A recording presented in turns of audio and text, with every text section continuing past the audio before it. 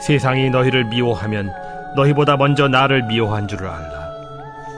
너희가 세상에 속하였으면 세상이 자기의 것을 사랑할 것이나 너희는 세상에 속한 자가 아니요 도리어 내가 너희를 세상에서 택하였기 때문에 세상이 너희를 미워하느니라. 내가 너희에게 종이 주인보다 더 크지 못하다 한 말을 기억하라. 사람들이 나를 박해하였은즉 너희도 박해할 것이요 내 말을 지켰은즉 너희 말도 지킬 것이라. 그러나 사람들이 내 이름으로 말미암아 이 모든 일을 너희에게 하리니 이는 나를 보내신 이를 알지 못함이라. 내가 와서 그들에게 말하지 아니하였더라면 죄가 없었으려니와 지금은 그 죄를 핑계할 수 없느니라. 나를 미워하는 자는 또 내 아버지를 미워하느니라. 내가 아무도 못한 일을 그들 중에서 하지 아니하였더라면 그들에게 죄가 없었으려니와 지금은 그들이 나와 내 아버지를 보았고 또 미워하였도다. 그러나 이는 그들의 율법에 기록된 바 그들이 이유 없이 나를 미워하였다 한 말을 응하게 하려 함이라.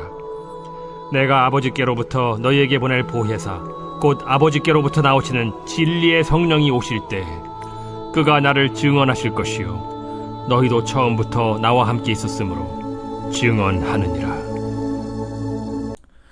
여러분 반갑습니다. 오늘도 큐티로연은 기막힌 하루입니다. 본 말씀 요한복음 15장 18절부터 27절의 말씀입니다. 예수님은 우리가 세상에 속한 자가 아니고 세상으로부터 택함 받은 자라고 말씀하십니다. 그래서 이제 우리의 소속은 하나님의 나라이고 우리의 신분은 하나님 나라의 백성입니다. 자, 그렇다면 우리가 이 땅에서 하나님 나라의 백성으로 살아간다는 것은 무엇을 의미합니까? 자, 먼저 하나님의 백성은 세상으로부터 미움을 당합니다. 자, 요즘 인터넷에서 각종 안티 사이트들이 유행하고 있다고 합니다. 어떤 사람이 조금만 유명해지면 즉시 그 사람에 대한 안티 사이트도 개설이 되어서 이 맹목적인 분노와 미움을 쏟아낸다는 것입니다. 그런데 교회와 그리스도인들을 향한 악담도 넘쳐나고 있다는 것입니다. 자, 왜 세상 사람들은 하나님을 거부하고 우리를 미워합니까? 왜 세상이 교회를 곱게 보지 않는 것입니까?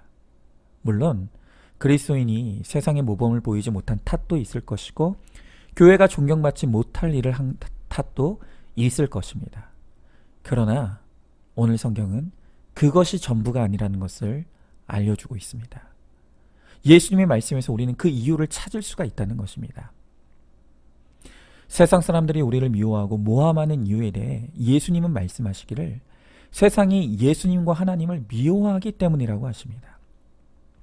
자, 그래서 오늘 18절에 보니까 세상이 너희를 미워하면 너희보다 먼저 나를 미워한 줄 알라 라고 하시고 또 23절에 나를 미워하는 자는 또 내 아버지를 미워하느니라 라고 하십니다.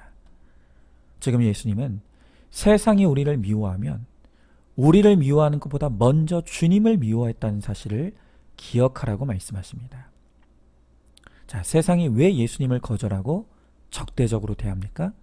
그것은 예수님이 빛이시기 때문입니다. 세상의 본질은 어둠입니다.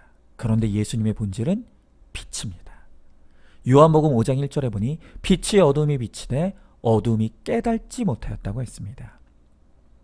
우리는 교회가 세상으로부터 일시적인 비판을 받는 것과 세상이 본질적으로 빛을 싫어하는 것 사이에 분명한 차이가 있다는 것을 깨달아야 합니다. 세상이 빛이신 예수님을 싫어하는 데는 영적인 이유가 있습니다. 빛을 좋아하는 사람은 하나님의 자녀입니다. 그러나 어둠인 세상은 빛을 싫어합니다. 받아들일 수 없습니다. 왜냐하면 빛이 비추는 순간 어둠에 감춰져 있던 모든 더럽고 죄악된 것이 드러날 수밖에 없기 때문입니다. 그래서 세상은 예수님을 싫어하는 것입니다. 물론 우리가 세상으로부터 미움받고 고난당하는 것은 우리의 죄와 허물로 인한 것도 분명히 있습니다. 자, 그러나 반대로 우리가 생각해 보면 만약 우리가 죄가 없고 허물이 없다면 그러면 세상이 그때부터 우리를 사랑하게 될까요? 그런데 그게 아니라는 것입니다. 세상이 우리를 미워하는 것은 우리가 잘하고 잘못하고 하는 상관없이 본질적으로 그들이 어두움이기에 빛을 싫어할 수밖에 없다는 것입니다. 자, 그러므로 우리가 택함 받은 참된 그리스도인인가 아닌가를 분별할 수 있는 가장 좋은 방법은 바로 나에게 예수 믿는 믿음 때문에 당하는 박해가 있는가 하는 것입니다. 예수님은 마태복음의 8복의 말씀에서 가장 마지막 8번째 복으로 바로 이 의를 위하여 박해받는 복을 말씀하시죠. 그러면서 주님은 말씀하시기를 박해받는 자는 천국이 그들의 것이고 하늘의 상이 그들에게 크다고 말씀하십니다. 왜 그렇습니까? 그들이 빛에 거하는 하나님의 백성이기 때문입니다. 그러므로 세상으로부터 핍박을 받으면 오히려 기뻐하고 즐거워할 수 있어야 합니다. 만약에 그리스도인이 세상에서 아무런 핍박도 받지 않고 환영받으며 잘 나간다면 그 사람은 가짜일 수도 있습니다.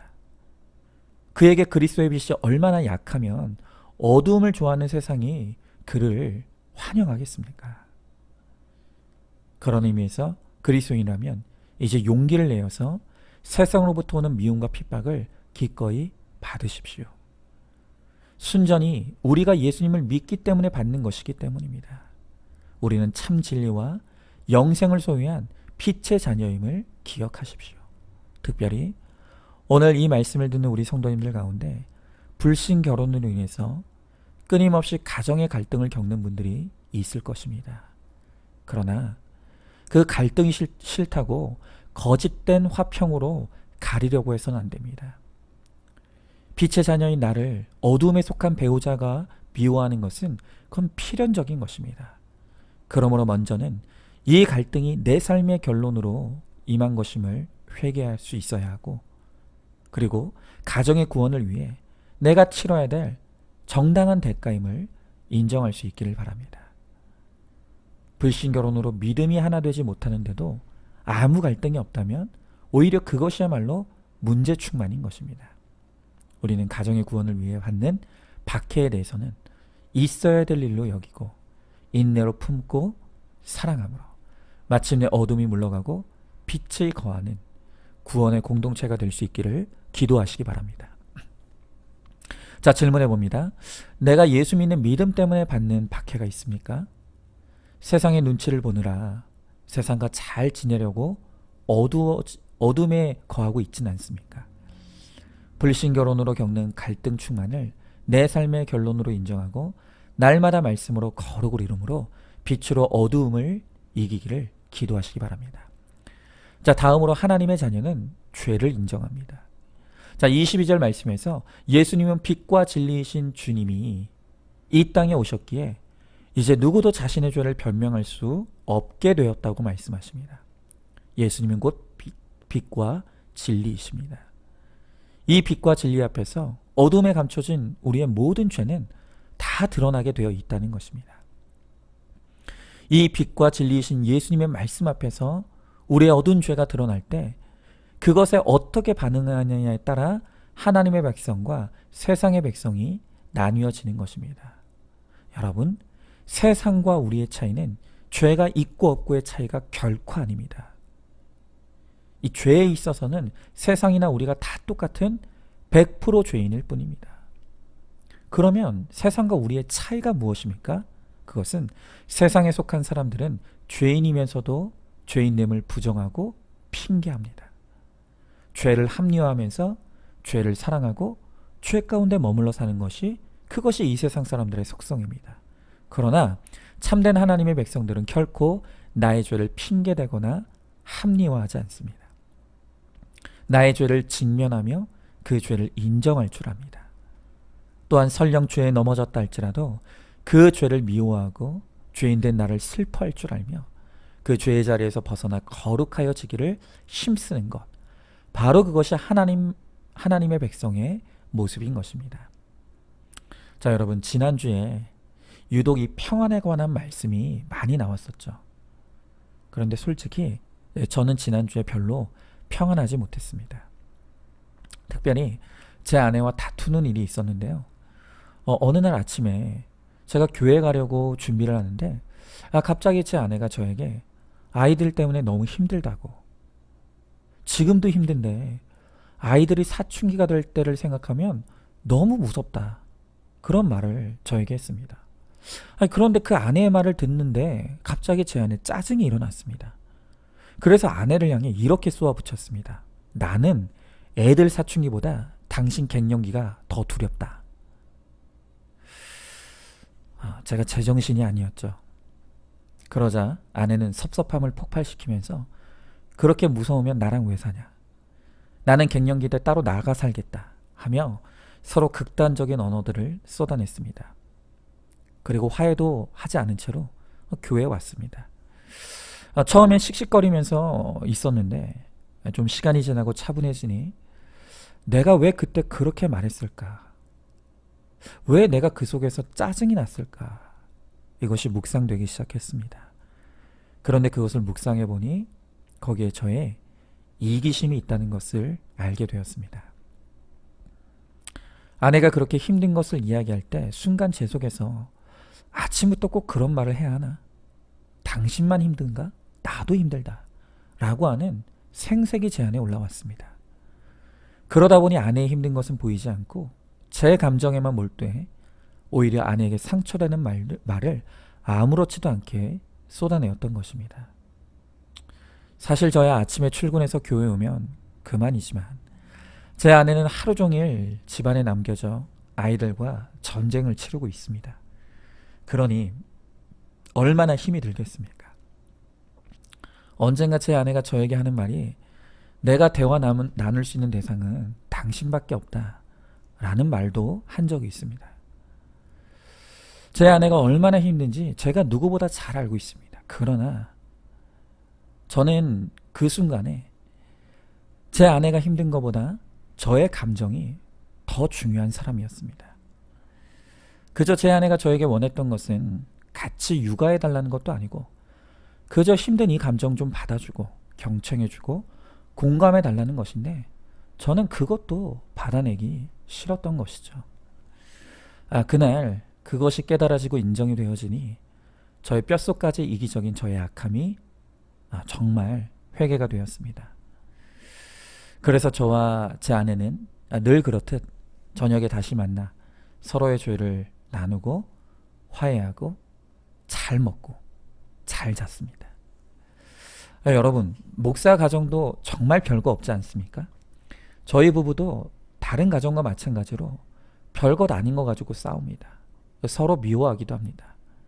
그러나 결국엔 말씀으로 각자 자신의 죄를 봅니다. 그리고 회개를 합니다. 그리고 회복을 이룹니다. 저희 부부도 말씀이 없었을 때는 갈등이 일어나면 이 감정의 파고가 마치 태풍을 치는 것 같았습니다. 그러나 말씀으로 내 죄를 보며 가기 시작하면서 나날이 갈수록 그 갈등과 감정의 파고가 점점 잔잔해 가는 것을 느끼고 있습니다. 자, 여러분, 성도란 죄 안 짓는 사람이 아닙니다. 성도는 비록 죄 가운데 넘어질지라도 회개하는 사람입니다.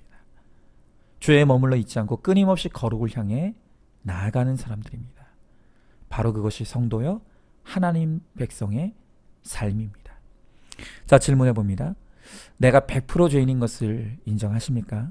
아니면 말씀 보기를 회피하면서 100% 죄인인 나를 인정하지도 못하고 끊임없이 핑계대고 있지는 않습니까? 갈등과 다툼의 상황에서 내 죄를 보고 회개하고 있습니까? 먼저 믿은 사람, 더 믿음 좋은 사람이 무조건 더 잘못한 것임을 알고 먼저 사과하시기 바랍니다. 자, 마지막으로 하나님의 백성은 그리스도의 증인입니다. 오늘 26절 27절의 말씀에서 예수님은 또다시 보혜사 성령님을 말씀하시면서 그가 우리 안에서 예수님을 증언하신다고 합니다. 그리고 우리도 예수님이 증인이 된다고 말씀하십니다. 그렇습니다. 성령께서 우리 안에 우리를 도우시면 우리가 진리를 깨닫기 시작합니다. 그리고 그 진리를 통해 죄인의 신분과 삶에서 하나님 백성의 신분과 삶에 변화가 일어납니다. 이렇게 신분과 삶의 변화가 일어나면 우리가 증인의 삶을 살아가게 된다는 것입니다.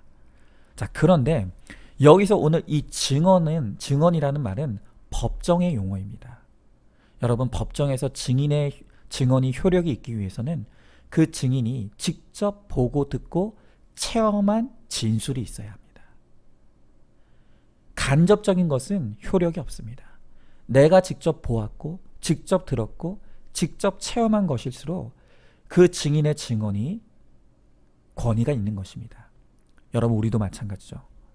같은 예수님을 믿는데 어떤 사람은 아무리 예수를 오래 믿었어도 변화와 체험이 없는 사람이 있습니다. 그런 사람은 증인이 될 수가 없습니다.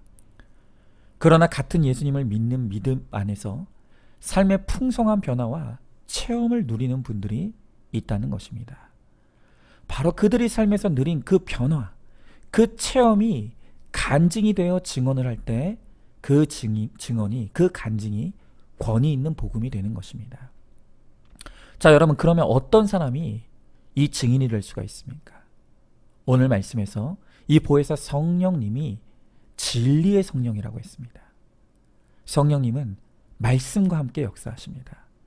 그래서 진리의 성령님을 의지해 매일 큐티하며 부지런히 예배의 자리에 나아가고 모임에 나아갈 때 나를 향해 말씀하시는 하나님의 음성을 듣기 시작합니다. 그리고 말씀이 살아 내 안에 역사할 때 그 말씀으로 우리의 인격과 삶에 변화가 일어나는 것입니다. 그렇게 말씀으로 내 삶에 역사하시는 그 하나님을 증언하는 것을 우리는 간증이라고 하죠. 바라기는 이 진리의 성령님을 의지함으로 날마다 큐티로 나아갈 수 있길 바랍니다. 그리고 그 말씀을 통해 풍성한 은혜를 누림으로 예수 그리스도의 생생한 간증을 증언함으로 나의 증언을 통해 많은 사람들이 주께로 인도되어지는 그러한 삶을 살아가는 우리 모두가 되기를 소망합니다. 자, 질문해 봅니다. 진리의 성령님께 의지하여 예배와 목장과 큐티로 나아가고 있습니까? 말씀으로 회개하여 거룩하여진 내 삶의 변화와 체험이 있습니까? 그것이 간증이 되어 증인의 사명을 감당할 수 있기를 바랍니다. 여전히 내 삶의 변화와 체험이 없다면 내게도 말씀이 깨달아지고 변화와 체험이 일어나도록 기도하시고 간구하시기 바랍니다. 자, 오늘도 3월 22일 복석상자입니다. 큐티의 가장 큰 열매는 내 죄를 깨닫는 것입니다. 내 속에 숨어있던 숨겨진 욕심과 내 의로움, 막강한 죄와 중독을 끌어내는 것이 말씀의 능력입니다. 큐티야말로 중독 치료소라고 할 수 있습니다. 매일 큐티를 하는 사람은 모든 일을 하나님께 고백하기 때문입니다. 말씀 안에서 내 죄와 욕심을 발견하며 내 힘으로 끊지 못하는 것들을 고백하고 회개할 때 하나님께서 힘을 주십니다. 아멘. 오늘도 큐티로 기막힌 하루를 살아내는 하늘가족 공동체 우리 모든 성도님 되시기를 주님의 이름으로 축복합니다.